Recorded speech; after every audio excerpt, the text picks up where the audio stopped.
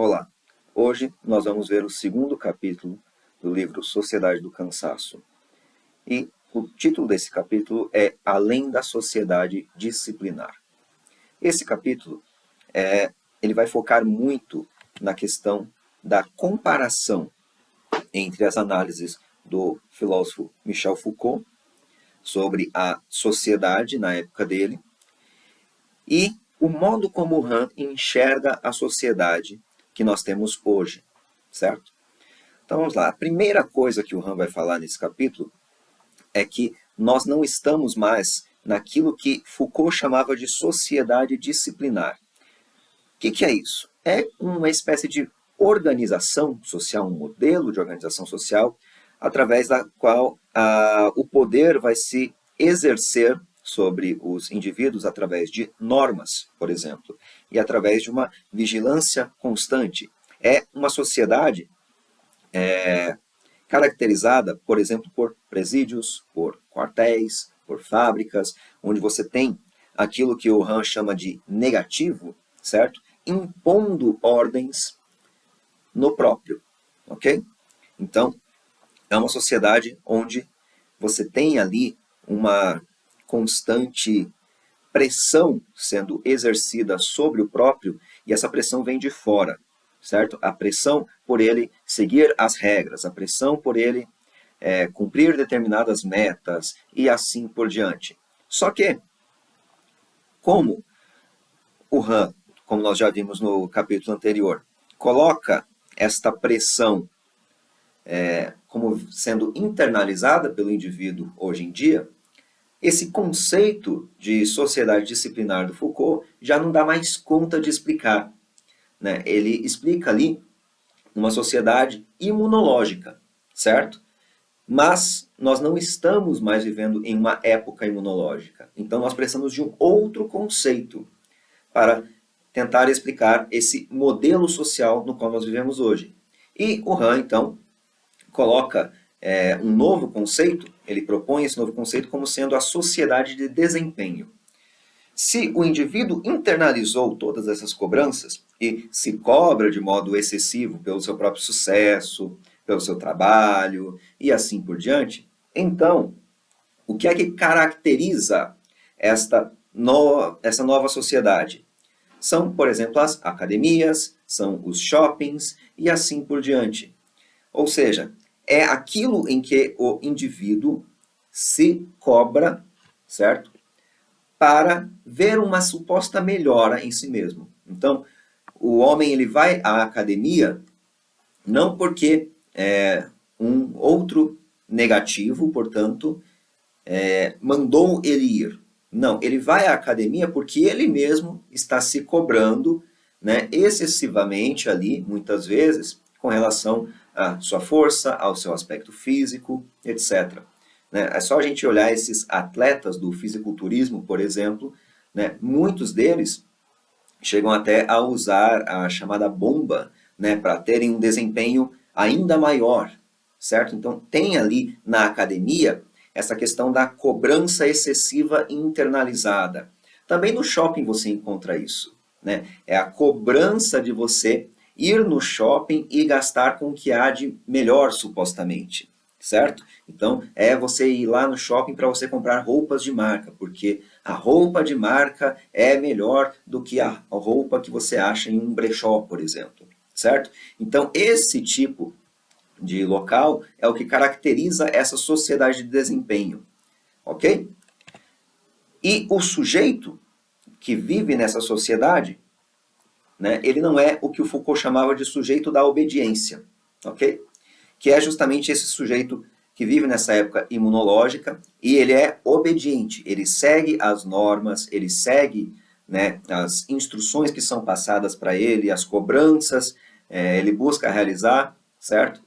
Mas hoje nós vivemos em uma sociedade do desempenho. Então, os sujeitos são do desempenho e da produção. Eles são, como o Han coloca, digamos que empresários de si mesmos, certo? Eles são o seu próprio chefe e eles se cobram excessivamente com relação ao que eles têm que fazer, as metas que eles têm que atingir e assim por diante, né? O que eles têm que ter, etc. Ok? Han também vai colocar que um outro termo também não serve mais para explicar essa sociedade que nós temos hoje, que é o termo sociedade de controle.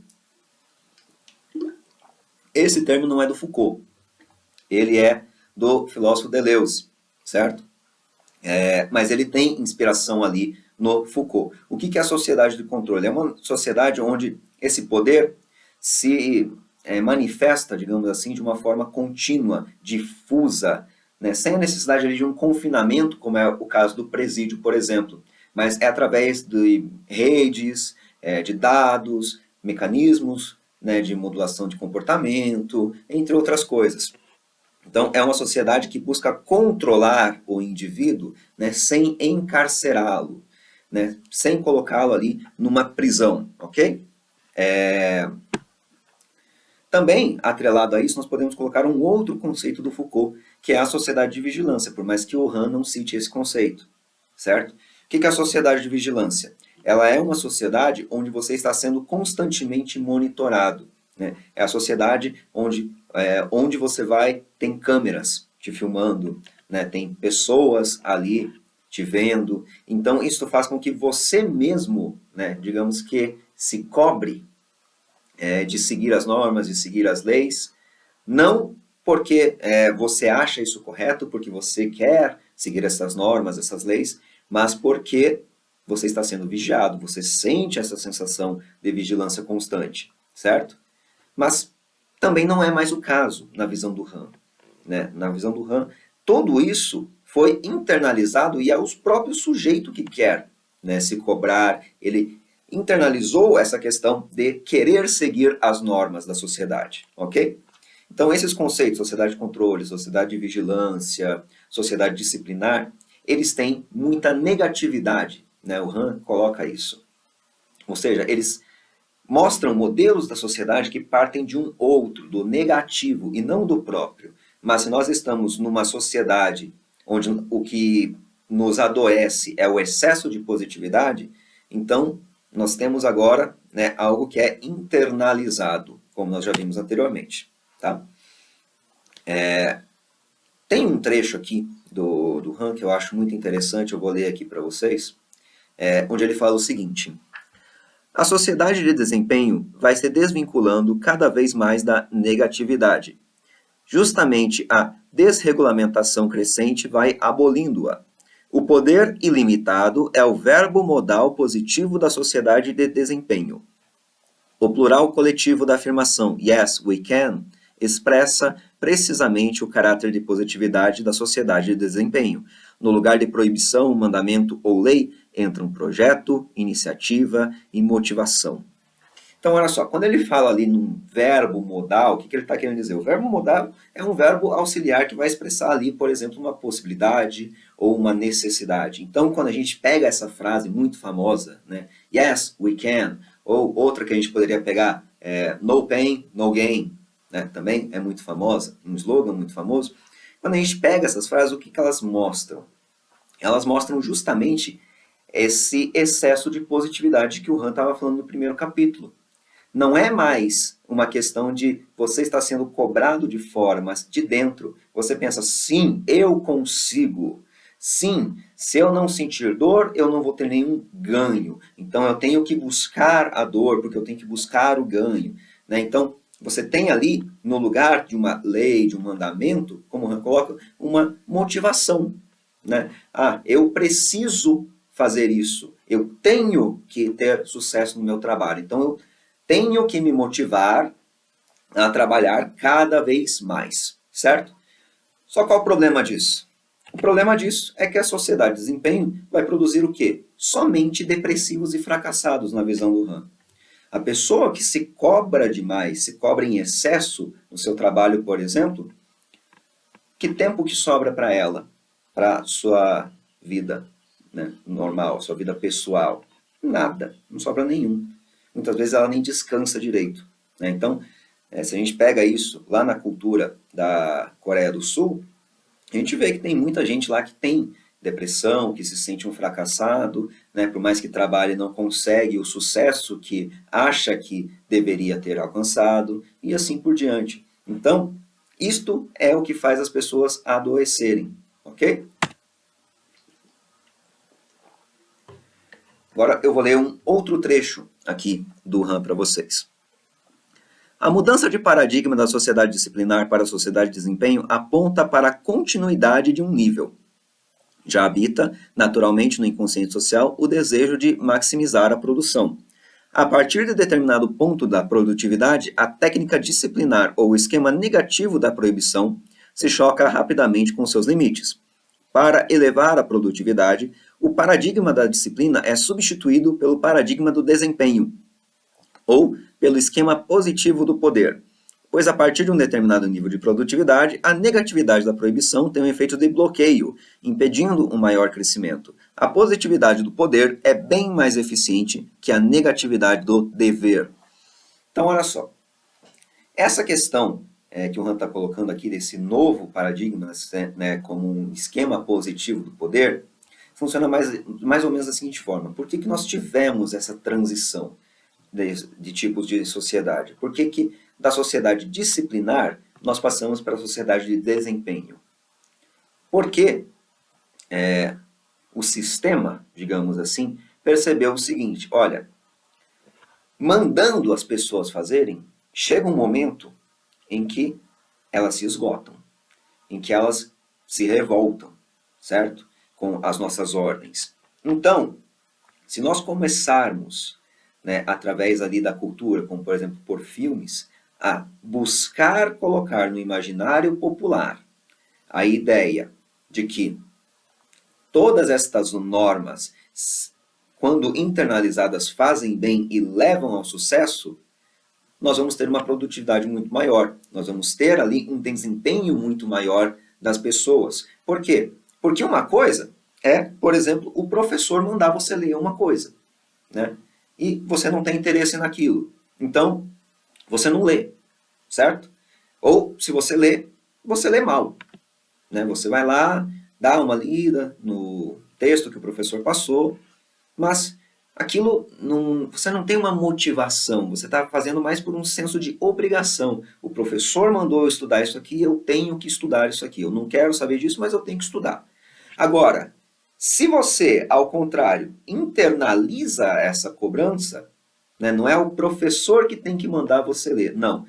Eu sei que em filosofia, Platão é muito importante, então eu vou lá e vou pegar os diálogos de Platão para ler, porque eu estou estudando filosofia no ensino médio e eu preciso ir bem, eu preciso ter boas notas e assim por diante. Se você internaliza isso, opa, você já tem uma motivação, né? Está partindo de você no final das contas. E lembrando que é justamente quando esta cobrança ela se torna excessiva que isso nos adoece. Tá? O Han não está falando que toda iniciativa, que toda motivação leva ao adoecimento. Não é isso. Mas sim o modo como os sujeitos de hoje se cobram demais. Tá? E isso, de fato, né, faz a produção, como ele coloca, né, render muito mais. E como ele fala, a gente não tem, né, de uma sociedade para a outra, da sociedade disciplinar para a sociedade de desempenho, uma ruptura, que a gente tem uma continuidade. Por quê? Porque o sujeito de desempenho continua disciplinado. A diferença é que as normas, né, os deveres, eles não vêm mais do externo, do negativo, mas sim do próprio indivíduo, certo? Como o Han coloca, ele vai dizer o seguinte: assim, o inconsciente social do dever troca de registro para o registro do poder. O sujeito de desempenho é mais rápido e mais produtivo que o sujeito da obediência. O poder, porém, não cancela o dever. O sujeito de desempenho continua disciplinado. Ele tem atrás de si o estágio disciplinar. O poder eleva o nível de produtividade que é intencionado através da técnica disciplinar, o imperativo do dever. Mas em relação à elevação da produtividade, não há qualquer ruptura, apenas continuidade. Ou seja, né, justamente o que eu acabei de explicar. Se a gente pega, por exemplo, a questão do burnout, né, o burnout, ele não vem, como nós vimos na aula passada, de uma negatividade, né, um patrão, por exemplo, que está te cobrando em excesso. Não. Ele vem da onde? Ele vem de cobranças que você mesmo faz de modo excessivo, certo? Então, o que acontece? Quando você se cobra demais, isso mostra que você continua sendo aquele sujeito que o Foucault chamava de sujeito disciplinado, né? Um sujeito que obedece normas, obedece leis. Entretanto, a diferença é que existe uma espécie de obsessão por parte do sujeito de desempenho com relação a estas normas, com relação a estas leis, com relação ao seu desempenho, né, ao seu progresso no trabalho. E isto faz com que ele seja um sujeito, digamos que ainda mais disciplinado do que o sujeito da sociedade disciplinar. Porque não precisa de alguém ali cobrar ele. Ele mesmo já está se cobrando, certo? Agora, existe uma parte desse capítulo onde o Han vai citar um outro filósofo chamado Ehrenberg, ok? E ele vai dizer o seguinte: Ehrenberg localiza a depressão na passagem da sociedade disciplinar para a sociedade de desempenho. A carreira da depressão começa no instante em que o modelo disciplinar de controle comportamental, que autoritário e proibitivamente estabeleceu seu papel às classes sociais e aos dois gêneros, foi abolido em favor de uma norma que incita cada um à iniciativa pessoal, em que cada um se comprometa a tornar-se ele mesmo. O depressivo não está cheio no limite, mas está esgotado pelo esforço de ser ele mesmo, de ter de ser ele mesmo. Olha só, quando o Ehrenberg coloca isso, ele mostra para a gente a questão de que você está esgotado, né? Você tem burnout, você tem depressão, não porque você está no limite, digamos assim, com relação a cobranças externas, né? É claro que isso pode acontecer, óbvio, né? Você está ali num ambiente de trabalho, onde você tem um chefe que fica toda hora no seu pé, toda hora te colocando novas demandas, te sobrecarregando, isso acontece, certo? Mas, na visão do Ehrenberg e do Han, o que acontece é que o indivíduo, quando ele está no trabalho, por exemplo, ele está cumprindo o seu papel social, né? Ele está ali na posição do que a gente pode chamar de eu social, né? Eu, professor, eu, eletricista, eu, padeiro, né? Seja lá qual for a profissão da pessoa, certo? Então, ele vê ali um esforço em ter que ser essa parte de si mesmo. Mas é um esforço que é excessivo demais, né? Pensa, por exemplo, em um professor que não tem ninguém reclamando da qualidade das aulas dele, né? As aulas dele são boas, mas ele desenvolve uma espécie de obsessão com a preparação das suas aulas. Ele pensa, não, isso aqui pode ser melhor.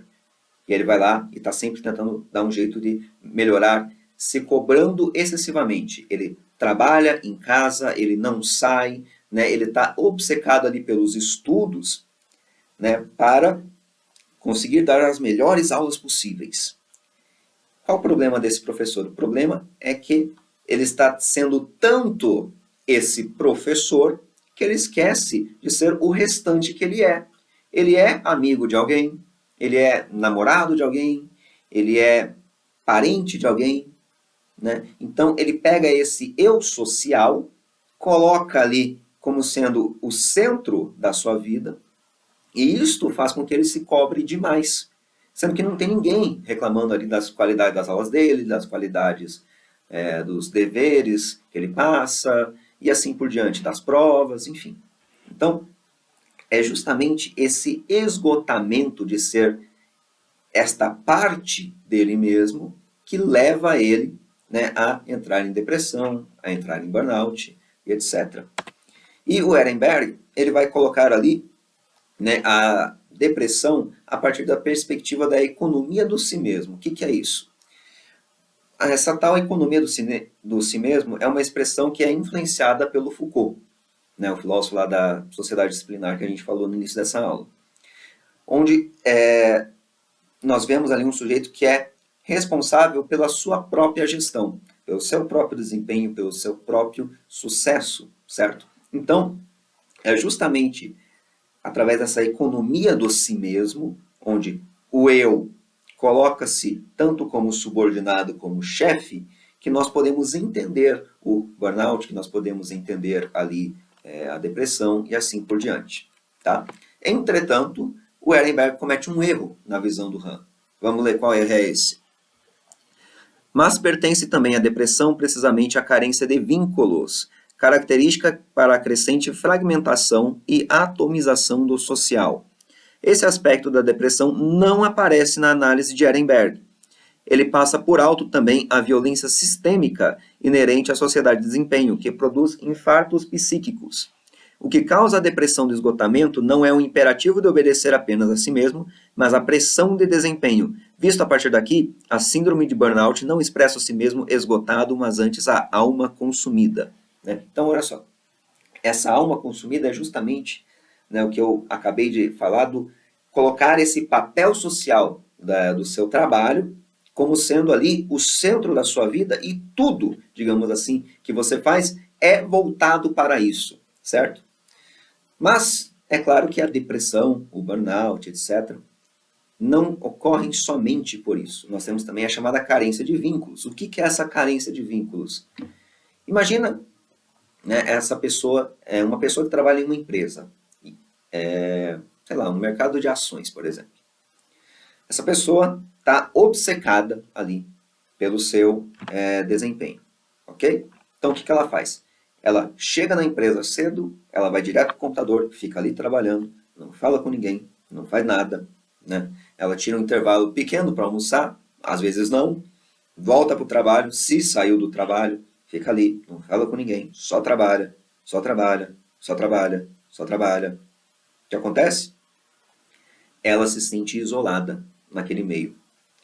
Ela acaba, ignorando a necessidade que ela tem de vínculos com os seus colegas de trabalho, que poderiam, por exemplo, ajudá-la no desempenho das suas tarefas. Isso leva a uma fragmentação e atomização do social, cada um ali no seu quadradinho, no seu cubículo, digamos assim, certo? E isso, é claro, gera um ambiente de trabalho que é depressivo e que te leva ao esgotamento, ok? Também temos a questão da violência sistêmica, que é justamente essa questão da sociedade de desempenho de produzir, como o Han coloca, infartos psíquicos. Então, lembrar o que é um infarto psíquico? Infarto, problema de saúde que vem de dentro. É nesse sentido que ele está usando infarto aqui. E é psíquico porque são problemas mentais, como a depressão, o burnout, etc. Então, existe essa violência desse tipo de sistema que nós temos na sociedade de desempenho, que está internalizada no próprio indivíduo, certo? Também temos uma outra parte interessante com relação a essas citações que ele está falando do Ehrenberg, onde o Ehrenberg coloca ali uma comparação do homem de hoje com o chamado homem soberano de Nietzsche. Vamos ler. Ehrenberg equipara equivocadamente o tipo humano da atualidade com o homem soberano nietzschiano. O homem soberano, igual a si mesmo e cuja vinda Nietzsche anunciou, está prestes a se tornar realidade en masse. Nada há acima dele que lhe possa dizer quem ele deve ser, pois ele dá mostras de obedecer apenas a si mesmo. Então, olha só, esse homem soberano, ele seria ali similar, digamos assim, ao super-homem, ok? Que é essa figura que cria os seus próprios valores, vive a vida de acordo com as suas próprias regras, digamos assim, certo? Só que tem um problema nisso. Qual que é o problema de comparar o homem atual com um homem soberano? Parece que porque no final das contas, se o indivíduo está se cobrando demais, ele está vivendo de acordo com as suas regras. Ele internalizou essas normas, são normas dele agora, e ele está vivendo de acordo com elas. Então, qual que é o problema dessa comparação? O problema é que o homem atual não é o que Nietzsche chamaria de soberano, mas sim o último homem, que, como Han coloca, apenas ainda trabalha. Como assim? Quem que é esse último homem? Ele é um ser humano conformista e decadente, digamos assim. Ele vai buscar conforto, segurança, evitar desafios, não vai ter aspirações grandiosas e vive apenas trabalhando. Parece mais com o homem de hoje? Talvez não no primeiro momento, porque como assim busca conforto? Né? Se eu estou me cobrando demais, como é que isso é buscar conforto? É buscar conforto no sentido de buscar um conforto no futuro. É aquela questão de se eu me dedicar hoje, única e exclusivamente para o meu trabalho, se eu só trabalhar, o que vai acontecer? Eu vou ficar rico e eu vou ter uma vida confortável no futuro. Então, eu estou buscando esse conforto, certo? Não no presente, mas no futuro. Também temos a questão da segurança, né? Não a segurança que eu busco hoje, mas para o futuro. Não é evitar os desafios hoje, mas no futuro, certo? E não é aspiração grandiosa, porque a maior parte das pessoas, o que elas fazem? Elas querem trabalhar, ganhar ali o seu dinheiro para se aposentar, e quando elas se aposentarem, elas vão fazer o quê? Nada. Né? Elas querem só, sei lá, fazer umas viagens, elas querem ficar em casa dormindo, elas querem ficar passeando. Isso não são aspirações grandiosas. Né? São aspirações de lazer, mas não tem nenhuma grandiosidade ali nisto, ok? E por isso mesmo, esse homem depressivo, esse último homem, também é comparado ao chamado animal laborans, de que fala Hannah Arendt. Tá? Hannah Arendt, inclusive, é uma filósofa que o Han vai citar muito, né, no capítulo 4, se não me falha a memória, que é o Vida Activa. Mas isso é assunto para outra aula. Quem que é esse animal laborans? É justamente esse ser humano que está reduzido ali à sua atividade puramente produtiva e ao trabalho necessário para a sua sobrevivência. Então é um ser humano que ele só trabalha. Ele apenas ainda trabalha, certo? Ele é incapaz de reflexões, ele é incapaz ali de uma ação política na visão da Hannah Arendt e assim por diante. Ele é o que Aristóteles chamava de servo, ok? Ele é um homem que só serve para o trabalho. E esse homem, naturalmente, ele vai ser depressivo e vai ser fracassado. Ele é, como o Han coloca, uma vítima e um agressor ao mesmo tempo. Ele agride a si mesmo com essas cobranças internalizadas excessivas e ele mesmo é a vítima, né? Ele mesmo é o agressor. Agora eu vou ler uma citação do Han, onde ele define para a gente, né, o que é a depressão. E é uma definição muito interessante. Olha só. O si mesmo, em sentido enfático, é ainda uma categoria imunológica, mas a depressão se esquiva de todo e qualquer esquema imunológico. Ela irrompe no momento em que o sujeito de desempenho não pode mais poder. Ela é, de princípio, um cansaço de fazer e de poder. A lamúria do indivíduo depressivo de que nada é possível só se torna possível numa sociedade que crê que nada é impossível. Não mais poder leva a uma autoacusação destrutiva e a uma autoagressão. O sujeito de desempenho encontra-se em guerra consigo mesmo. O depressivo é o inválido dessa guerra internalizada. A depressão é o adoecimento de uma sociedade que sofre sobre o excesso de positividade. Reflete aquela humanidade que está em guerra consigo mesma. Então, olha só, a depressão, ela é, como eu coloquei ali no título do slide, um cansaço de fazer e de poder. Como assim? Lembra lá do verbo modal positivo? Yes, we can. Sim, eu posso, nós podemos fazer isso. Sim, eu consigo trabalhar 16 horas por dia, por exemplo. Né? Quando eu acredito em coisas assim, o que acontece?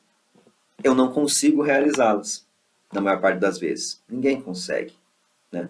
São pouquíssimas pessoas, assim, para não dizer ninguém, né? Pouquíssimas pessoas conseguem trabalhar ali um número exagerado de horas por dia, certo? Ou estudar um número exagerado de horas por dia, ou qualquer coisa do tipo. Então, o que acontece?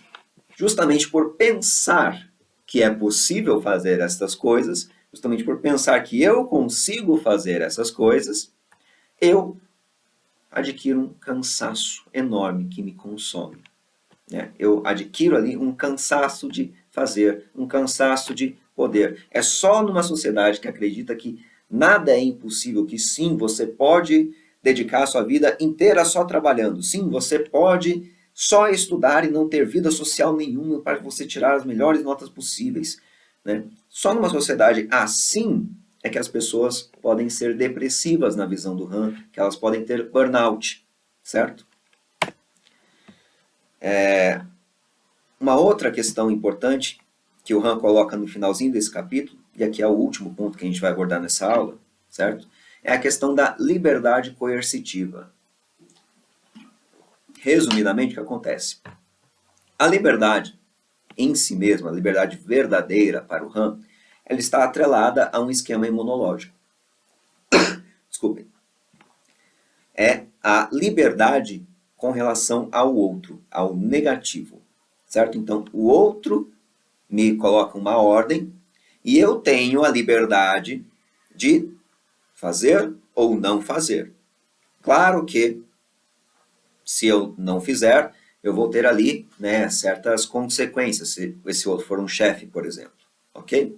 Mas eu tenho essa liberdade, né? Entretanto, hoje em dia, como as cobranças são internalizadas, o que acontece?